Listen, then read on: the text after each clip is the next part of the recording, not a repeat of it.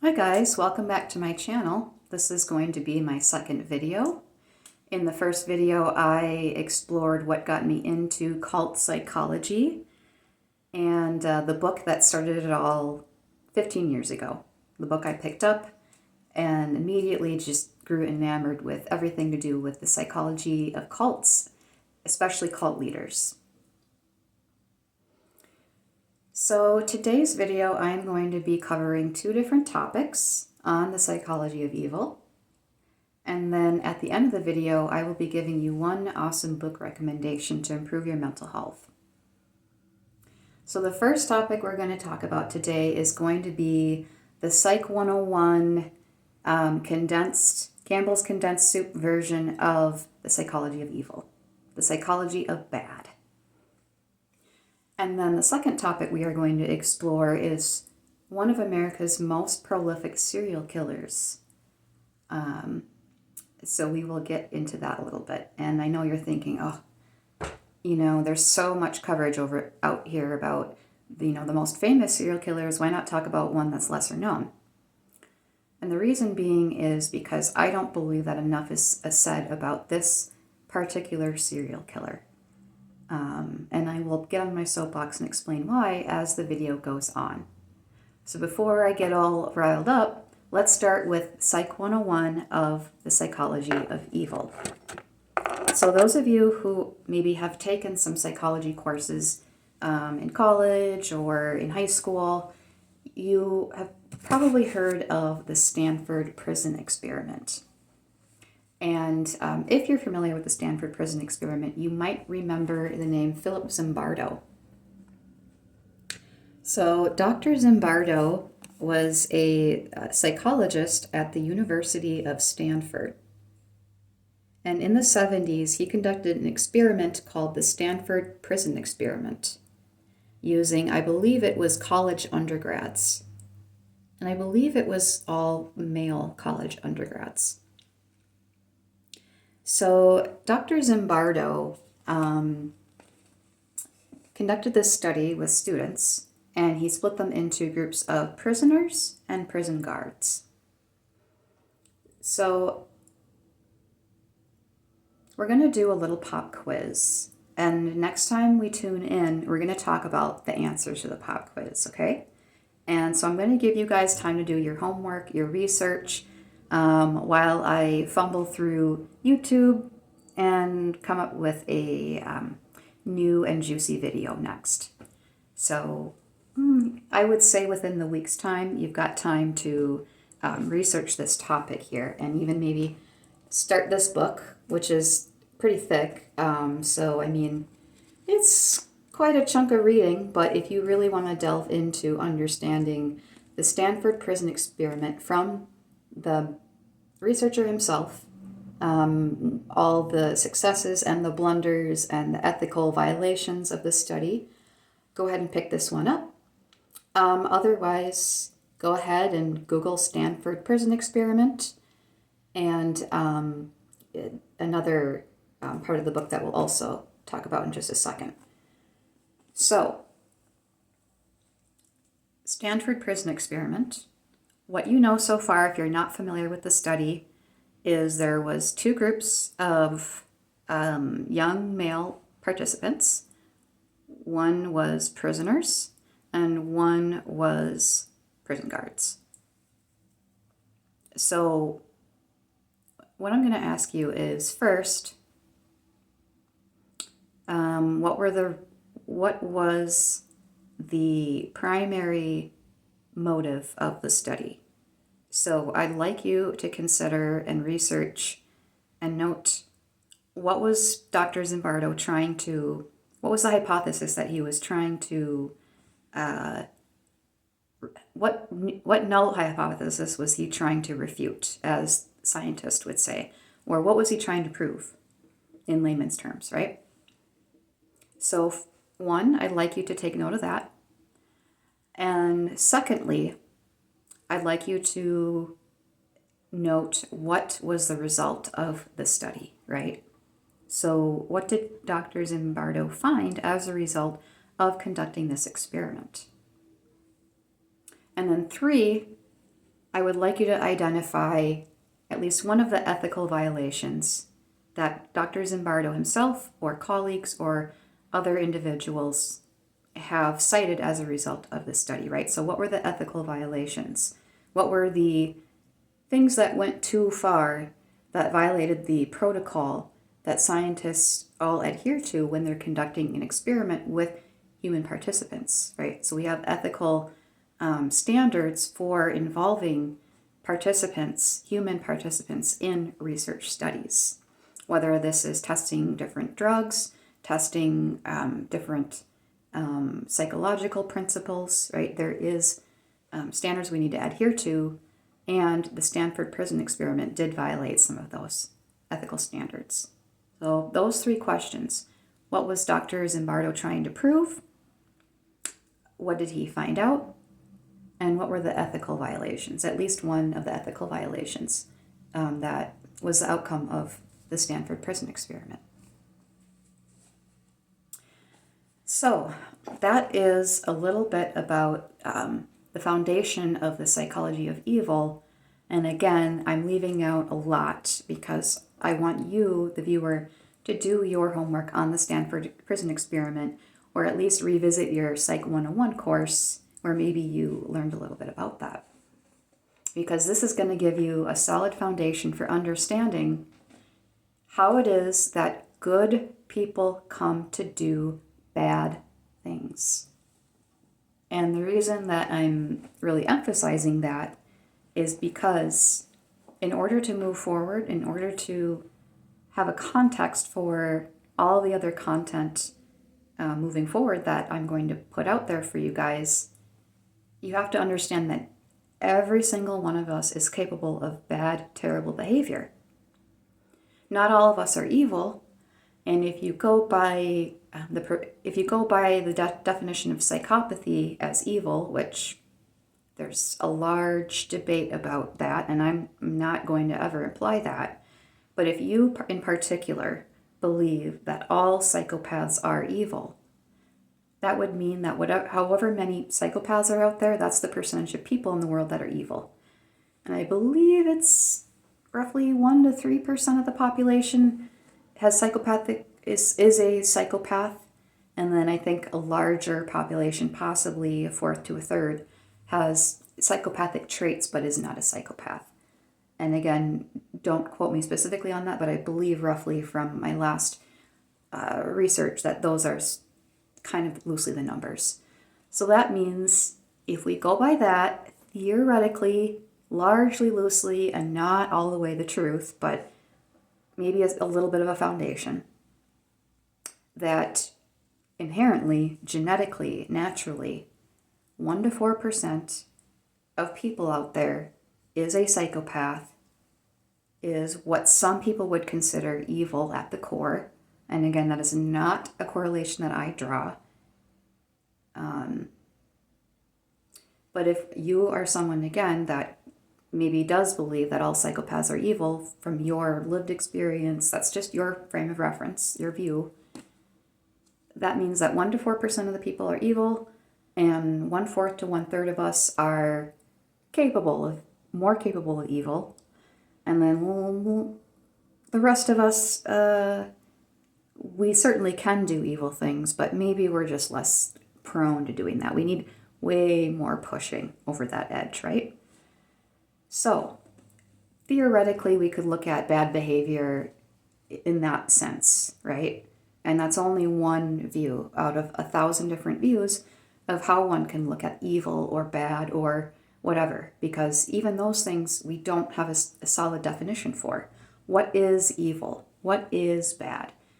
Well, it violates moral codes. Okay, but whose moral codes, right? Where do those moral codes come from?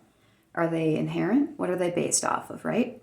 Are they based off of just the disgust we feel when we see an evil deed being done? Well, if that's the case, then how do we account for different people having different responses disgust-wise, right? Why is it that someone can see something and be repulsed and nauseated, and another person might see the same thing and yawn, right?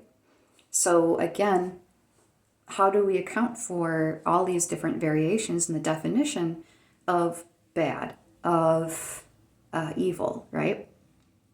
So we could look at it again clinically in terms of criteria for psychopathy, which does exist, but it's not widely clinically accepted. Leave it at that for now, and we'll explore that more in future content. So again, like the psychopathy checklist from Robert Hare, something that is highly revered and used by many psychologists, psychiatrists, forensic professionals out there, but is somewhat debated as a clinical diagnostic tool, just because psychopathy itself does not exist in the psychiatrist Bible, the DSM. So we also have antisocial personality disorder and narcissistic personality disorder, as well as other cluster B disorders and features that tend to be scientifically somewhat correlated, or a lot of significant overlap between that grouping of disorders, personality features and behaviors, and psychopathy, right? The measure of psychopathy, or the measures of narcissism that might be out there that are not quite clinically standard tools. And as a side note, in addition, there are clinical tools that can identify personality disorders, including individuals who are prone to being deceitful, right? And that's incredibly important when you're dealing with people, psychopathic or narcissistic individuals. People with these dark triad traits, if you know what that means, which there's a lot of content out there. Just Google dark triad. Dark triad people, again, the assessments that clinical psychologists use, and to some degree maybe forensic psychologists, although I'm more familiar with clinical psychologists and what tools they would use, something called the MMPI, Minnesota Multiphasic Personality Inventory, I believe. And then there's also the Milan, MILLON. These are two tools that are used by psychologists, PhD, PsyD level clinicians, to identify personality disorders, and the Milan especially for individuals that are prone to being deceitful or lying on these inventories.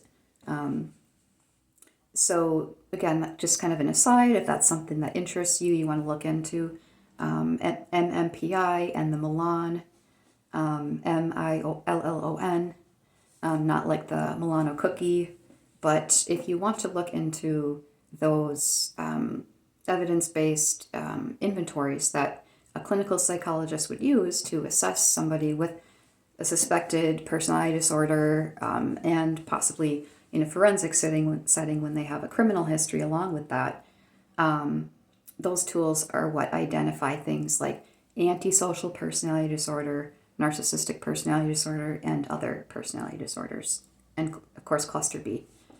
So anytime a psychologist is assessing somebody who has criminal history, particularly harming other people, like an extreme DV offender, intimate partner violence, like extreme, those people very much need to be assessed with MMPI, Milan, and other tools out there used by clinical psychologists to really assess their level of psychopathy, antisocial personality disorder, narcissism, because that is going to determine the likelihood of that person reoffending without pretty darn intensive intervention. So I'm going to leave that at that for now, because that is something that I will come back to in terms of the importance of diagnostic assessment for people who do bad things. It is very important, and that comes up with trials and media and expert witnesses for murderers and serial killers and the like, right? So we see that time and time again, and most often we are going to see ASPD, NPD, and even BPD pop up. And there is controversy around serial killers and borderline personality disorder because that is a highly stigmatized disorder. So coming back to the psychology of evil, I've given you a lot of little tidbits on what a clinical psychologist is going to, what kind of tools they're going to use, what disorders specifically are going to overlap with that. And there's other disorders too that we can get into later that they would, and other criteria and social various different factors that they're going to look for during an assessment. But those are just two of the tools that they're going to use. So a psychological assessment, a psychological evaluation from a PhD PsyD level clinician is going to often include different assessments and inventories and tools that that person is going to click yes or no to, or do kind of a Likert scale, not likely at all the way to very likely kind of situation. So sometimes a psych eval involves the person sitting down at a computer or a paper test and kind of just going through like a personality quiz, right? Except again, it's a clinically validated, reliable, scientifically proved measure that accurately assesses for, more or less accurately assesses for these traits and disorders. So, psychology of evil, a little bit about, the assessment process, what possibly a forensic psychologist is going to look for in somebody who is evil or bad or whatever however we want to describe that. And then we also talked a little bit about the Stanford prison experiment, which I offered you guys some questions to kind of get you interested in the topic of what makes good people do bad things, because by and large, these were Stanford undergraduate students. They were not people with a large criminal history, a history of harming people, anything like that. So, again, just look into that, do your homework, and then we'll tune in for the big reveal of the pop quiz in the second video. So then let's get to the second topic that we're going to cover today, and that is going to be Miss Aileen Wuornos. So Aileen Wuornos is one of America's most prolific serial killers, and what makes her stand out is, of course, her being a woman. So she identifies as female. Miss Wuornos killed 7 different men within the span of several months from 1989 to 1990. And then she was sent to life in prison, execution, in 1991, I believe. So around that time was the murders and being convicted and sent to prison. So before we talk about the crimes, the killings that Miss Wuornos committed, it's really, really important that we understand her background.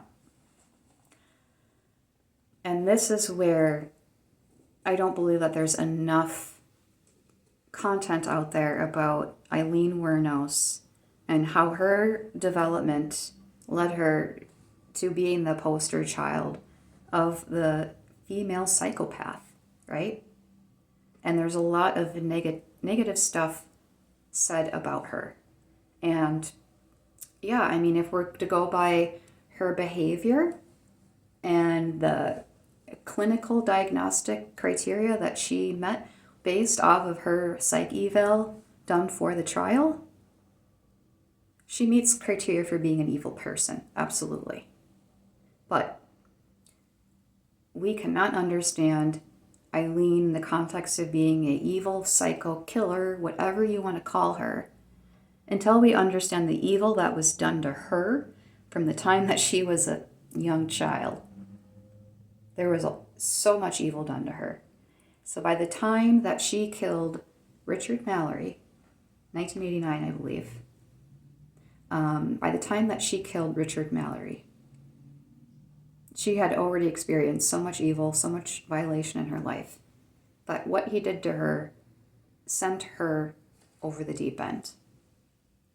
And I think a lot of us intuitively understand the mindset that she could have been in at the time of what she was describing during her encounter with Richard Mallory and the assault that took place.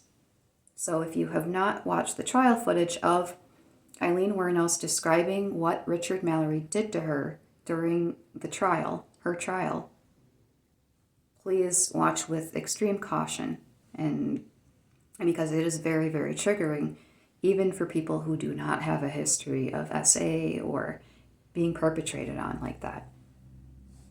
And there's people out there, well, no, she recanted, she said that didn't happen. That's bullshit. I guarantee you that happened. I do not believe for 1 second that Aileen was lying on the stand in 1991 before she was sentenced to death. And again, she's culpable. This woman committed 7 killings. 7 killings. She's culpable for that in some way. But we cannot even begin to judge her, understand her, properly assess what got her to that point until we understand the evil that was done to her throughout her life. And the evil that's done to more people than we want to really open our eyes to. So, Aileen Wuornos was born to a mother who was 14 years old, and the father and her mother, Aileen's mother, were divorced. Aileen did have an older brother, and she was abandoned by her mother young and came to be adopted by her maternal grandparents. And Aileen describes her maternal grandparents as being very straight-laced, conservative, religious Christian people. But there was corporal punishment, as often was the case, unfortunately, with many people in Aileen's era growing up. So she was born in the mid-1950s. So she grew up in that era where corporal punishment was still thought of as acceptable in certain households. And I would say especially perhaps an impoverished area like she was in, an area with a lot of crime, I can understand where the dynamic of corporal punishment as kind of a more, we'll say, old school type of child rearing method was still accepted during the time of her upbringing. So that's not the most horrible thing that would happen to Aileen, although it is horrible. Again, a friend described, really, grandpa really just walloping, belt to the behind. We've heard that before. It's not something that is a widely accepted practice anymore. But again, Aileen was born in the mid-1950s in America in a crime-ridden, impoverished area. That was something that was unfortunately common. But the elements that really affected Aileen were, again, coming back to the area that she was in. Because during the documentary that, I apologize, I don't know the name of the documentarian. He's a British man, and he did a documentary on Aileen at the time before her execution. So that was probably the early 2000s. So during the interview, they talked with Aileen's good friends. And as they were going through Aileen's childhood neighborhood, her friend was describing all the terrible things that were taking place in that neighborhood, including the quote-unquote pedophile, child molester, who perpetrated on Aileen and allegedly several of the children in the neighborhood. There are other reports of SA perpetrated on Aileen during her childhood and adolescence. Aileen herself became pregnant around 14, I believe, and gave birth to a son. And the paternity of that child is uncertain, I believe, but there were rumors of the child belonging to different men. So by the time Aileen was 16, her grandparents had had enough of her behavior, which was very apparently behavior that was induced by the SA she was encountering, along with probably other violence. She had a lot of what's called acting out behaviors, which a trauma counselor doesn't believe in acting out behaviors. What we believe in is children trying to get their needs met, adolescents trying to get their needs met, adolescents trying to get their childhood needs met, adults trying to get their childhood needs met. And that's why you see people with really childish teenage type behaviors, even if they're 30, 40, 50, beyond. And usually if someone's exhibiting those extreme kind of behaviors, getting into legal trouble, getting into all sorts of trouble, their lifespan is going to kind of shrink. But all of us know those people who are maybe still in their 40s and 50s or even 60s that are still stuck in that state of adolescence. And again, we see this a lot with personality disorders. Not the typical population, the small amount of people with personality disorders we see this in, right? So again, we all have little indiscretions. We all have times when we throw little tantrums, don't get our way. Maybe we're not getting the right sleep. Life is throwing a lot of different lemons at us, and we're drowning in the lemonade. So again, we're all sometimes going to act like children, or just say, you know what, I just want to eat Oreos straight from the package and binge The Office today, like I'm 13 years old and I just had a bad breakup, right? That is not what I'm talking about. I'm talking about the people that prolifically, run through a series of terrible toxic relationships and do toxic stuff to the people in their life and constantly really are messing up life for themselves, getting in a repeated criminal activity, taking cars for joyrides that don't belong to them, whether that's hot wiring or stealing the keys. Doesn't matter, they want to go for a joyride right now, right? And again, when mom and dad says, sure, kiddo, take those station wagon for a drive, and you and your friends go to the back road and maybe you go over the speed limit a little too much. Teenagers do that stuff all the time. People with disordered personalities, people with psychopathic traits, with dark triad traits, are chronically in childhood and adolescence. Again, that's that stunted development, because all of us have some degree of developmental trauma. It's just a matter of how much it impacts our functioning. So, now that we really understand that Aileen is incredibly messed up by no fault of her own, because those factors really check pretty much all of what we would call the ACEs, the Adverse Childhood Events Scale, I believe. So you can Google ACEs or ACEs study, capital ACES study, and it will tell you, and again, there's I believe it's maybe 10 or 11 questions, and it's yes or no, very simple.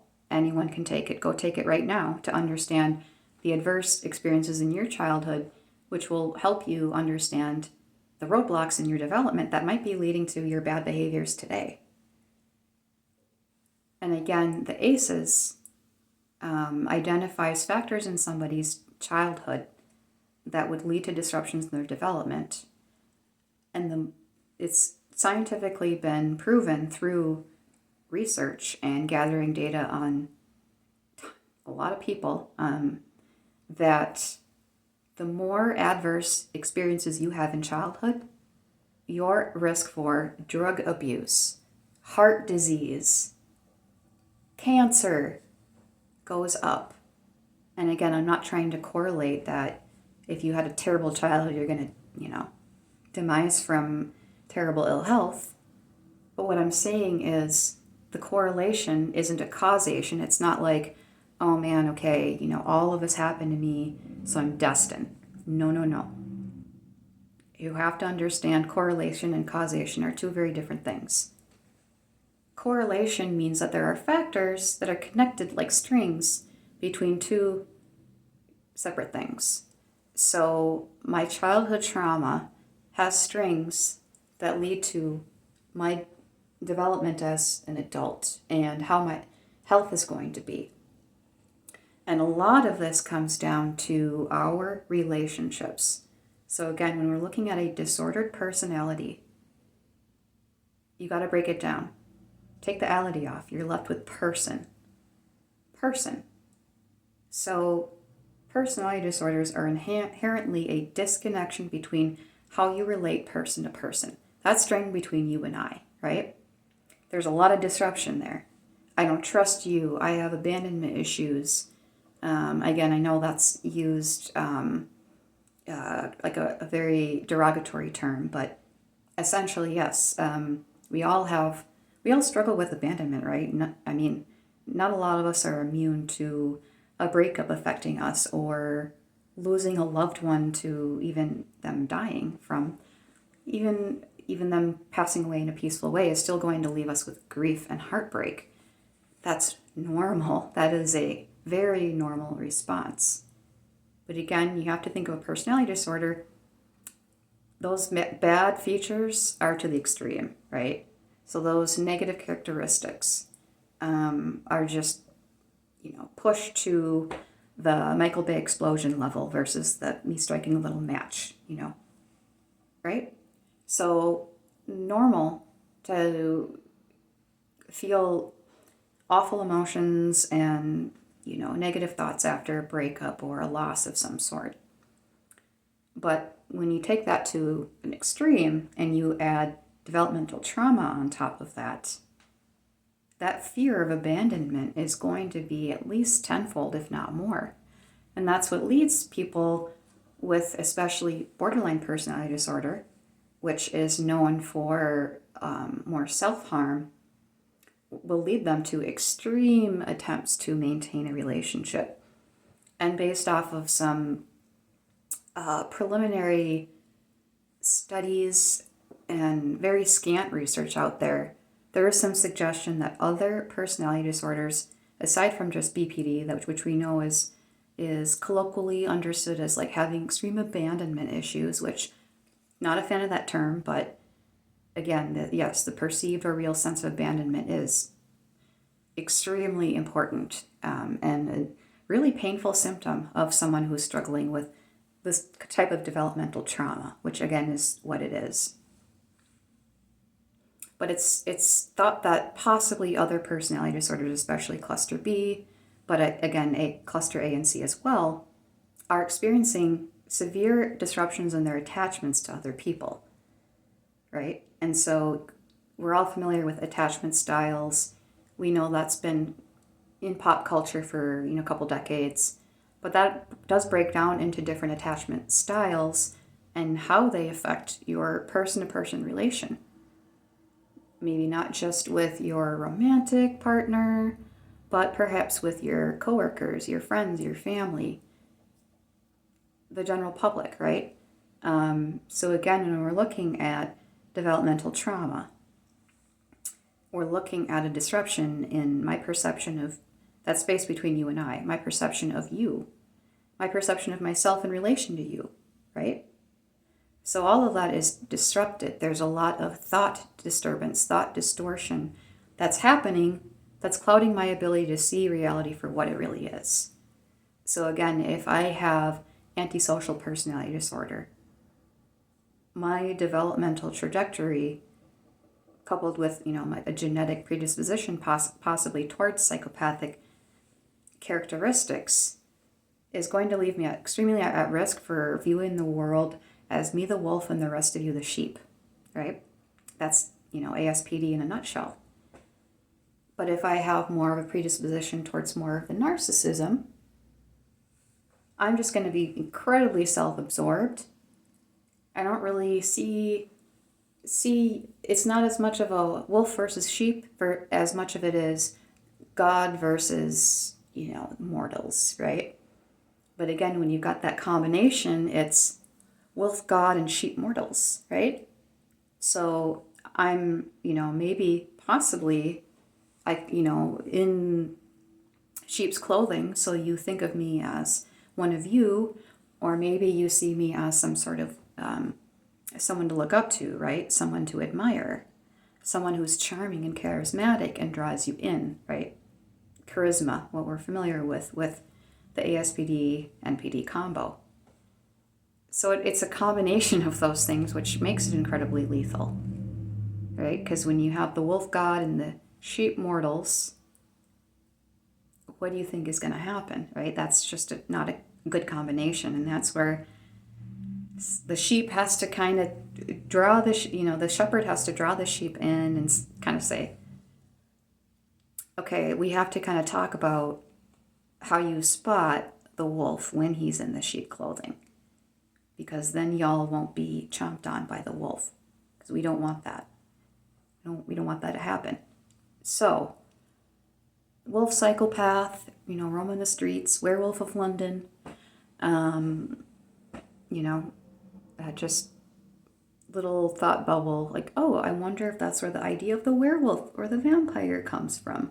Maybe werewolf psychopathy, maybe narcissism, a little bit of the vampire, and then maybe you've got the werewolf vampire hybrid, which is like the true evil. I don't know, whatever. I'm getting way too fantastical with it, but that's what's fun about it.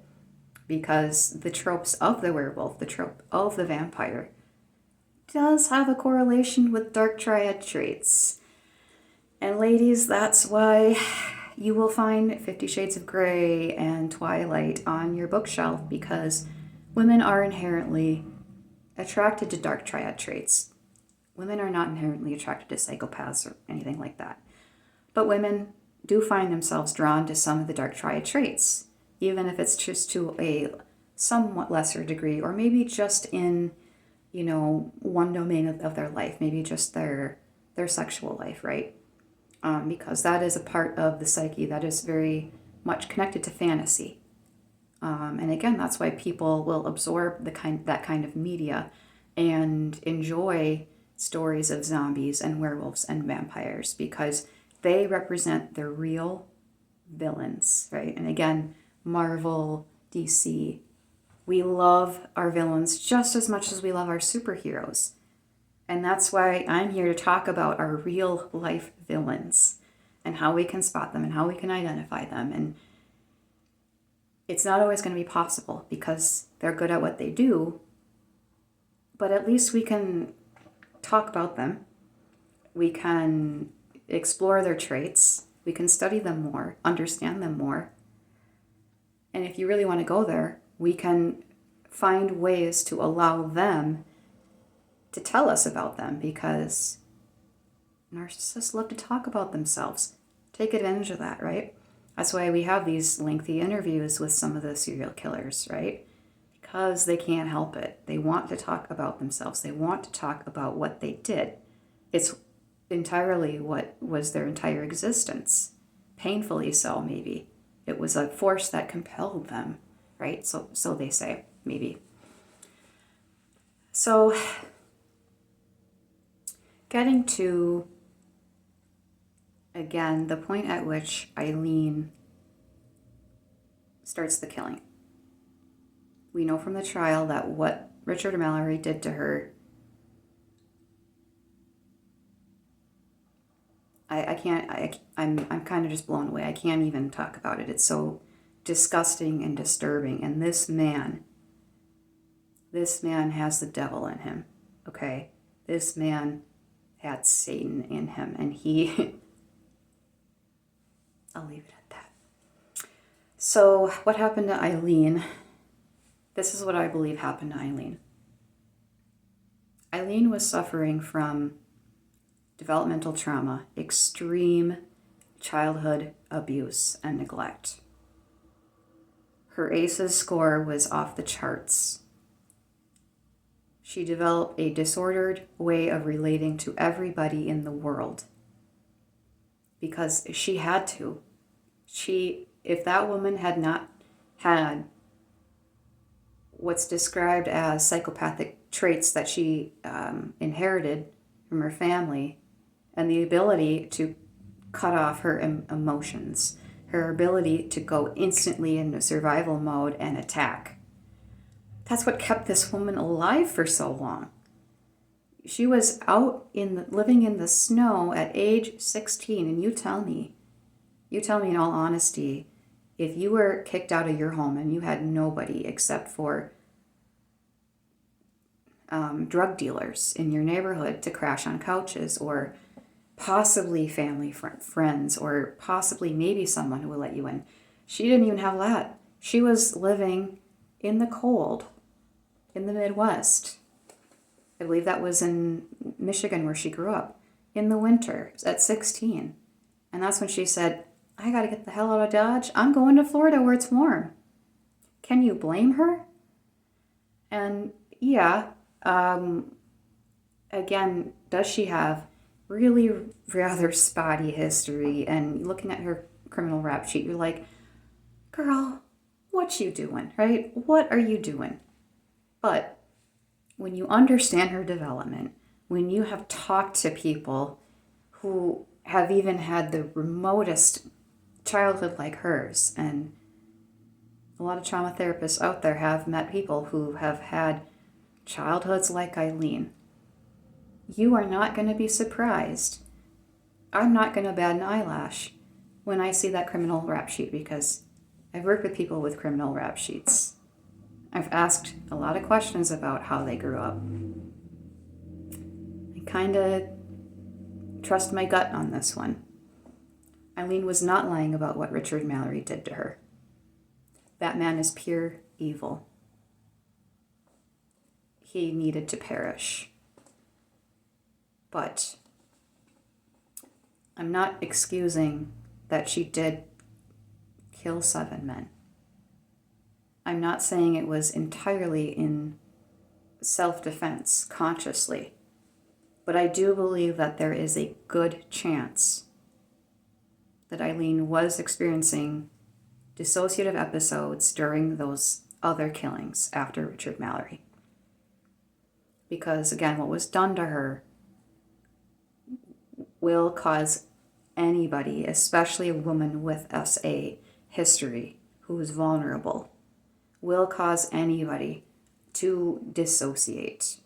Again, that is an incredibly common response to trauma. And that came up in the Ezra McCandless case. And if you're not familiar with that, I'm going to talk more. I've talked more about that in my content, including episode 1 of season 2 of Don't Drink the Flavor Aid. So please go look at that, or listen to it, please. I talk about the Ezra McCandless case, her diagnosis, why she may or may not be a psychopath despite being despite her using a knife to kill her victim 16 times, stab him 16 times. So again, understanding how trauma impacts the brain, and understanding that even PTSD, post-traumatic stress disorder, you can look it up right now. Google DSM-5 criteria, post-traumatic stress disorder, or PTSD. And you will see, and this again came up during the expert witness testimony from Dr. Stephen Benson, a clinical and forensic psychologist who assessed Ezra McCandless, who was not diagnosed with any personality disorders, by the way, despite a horrible, gruesome murder that she committed, right? She was diagnosed with post-traumatic stress disorder with dissociative features, depersonalization and derealization. And those are 2 modifiers for post-traumatic stress disorder. You can have PTSD with features of depersonalization, or with features of derealization, or both. And these are 2 terms that are getting very specific, and by now maybe you're like, I don't care, whatever, PTSD, leave it at that. Okay, but for those of you who are invested in understanding how trauma can make people kill, right? People who otherwise maybe even wouldn't, can turn them to doing horrendous things. we have to understand derealization and depersonalization. So derealization is one type of what's called dissociation. So when you hear people who commit these crimes of maybe rage or passion, supposedly unmeditated, not premeditated, they will describe, I just blacked out, I don't know what happened, and everything's fuzzy, and then I came to, and I was just standing over the body, and I was holding a knife. Again, none of us really buy that. But what if I told you that maybe there was some truth to that in some cases? Because that is dissociation. So derealization is when you have a sense and you perceive that you are disconnected from reality, right? So that might mean that I don't feel like I'm on planet Earth. I feel like I'm living in a different dimension, or I'm living in a world that, maybe looks like Earth, but it's really not. It's like a fantastical place, right? I'm not quite connected. And that's kind of extreme. That's more delusion. But it's kind of that to more of a foggy, hazy kind of sense that I'm not attached to this reality. I'm not really that attached to the three-dimensional plane, right? It can also be described as maybe living at the back of your head, right? So instead of being here and present, your kind of soul, your essence is, your mind is here, right? It's a adaptive response to dealing with extreme trauma, extreme stress, right? So that's where when people experience a dissociative episode, they can have a variety of different responses. Some people, all of a sudden it's going to maybe look like this.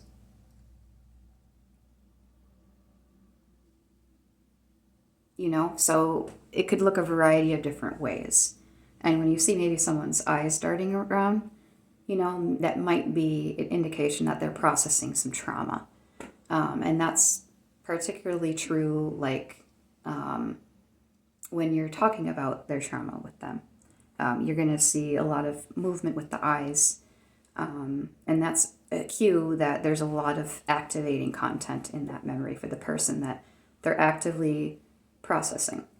And if it's highly disturbing memory, there's going to be a lot of somatic stuff with that, including possibly freezing and dissociating that way, or maybe even it's not like a hysteria, they call it a hysterical. That's a bad word to use, but an extreme reaction, which is normal because, again, that's a trauma response as a result of that content. So that gets, again, a little bit more specific, but gives you a little sense of what someone might look like when they're dissociating, what someone might look like when they're processing a traumatic event. And we can kind of explore that in future content as well, in terms of how does somebody effectively move through disturbing traumatic material in their mind in order to get to a place of recovery, mental health, mental well-being, good relationship health, all of that, right? How do you heal at the core, clear all the browser tabs, so to speak? So we can talk about that in future content too. But again, my perspective is that after Richard Mallory, Aileen had an extreme trauma response to these other men that she was perhaps soliciting for the services she was providing, right? And I think that because of this, the memory and the unconscious body response and dissociation from reality that happens during an extreme trauma response, such as again, reliving what happened with Richard Mallory. And so when we understand PTSD, we know that people with PTSD, when they are placed in environments that are similar to where they experience trauma, that will activate or trigger the trauma, and it will trigger a trauma response. And this is where you will, for some combat veterans, they will experience a startle response to a loud noise, a pop, or fireworks. Not all combat veterans experience this, but there is a subset that do, possibly people that are more predisposed to develop post-traumatic stress disorder. And we can talk about what predisposes people to that in future content. But again, a subset of combat veterans will develop a startle response to, a noise that sounds like an explosion because of the trauma that they experienced in connection with, again, combat and the IEDs and firefighting and things like that, right? So that's where similar environments, triggers, will activate this response. And people can't always help it, right? So if you know someone with trauma, you know someone with PTSD, and you know their triggers, you will see when they become more hypervigilant or when they dissociate, right? So, keeping that in mind, we can see how Aileen, there's a good chance that she was dissociating while she was in the vehicle with these men. And she was not connected to reality. She was back in the truck with Richard Mallory, who did unspeakable, unholy, satanic things to her, okay? That is not going to leave a person. And she did not tell anybody about that until the police questioned her, okay? So when someone experiences any kind of SA, the first thing they need to do is be able to talk about, or decompress with people until they feel ready enough to process and talk about it, right? And that process cannot be pushed. It's going to re-traumatize them. However, that person needs safety immediately. And Aileen went home. She went home to Teria after what Richard Mallory did to her, and after, she killed him and then brought the vehicle back, right? And so again, the caveat, of course, is then why did she cover up? Why did she keep covering it up? Maybe she was just recreating the entire event that happened with Richard Mallory. I don't know for sure. And could she be deceitful and malingering? Absolutely. Again, I'm not going to pretend that she did not have a history of lying, because certainly her survival mechanisms, led to her developing deceitfulness for the sake of safety. So absolutely, yeah, she was someone who was prone to maybe lying by omission. I don't know what happened to Joe. I don't know what happened to Bob. I don't know what the victims' names were. I just know Richard Mallory because, yeah.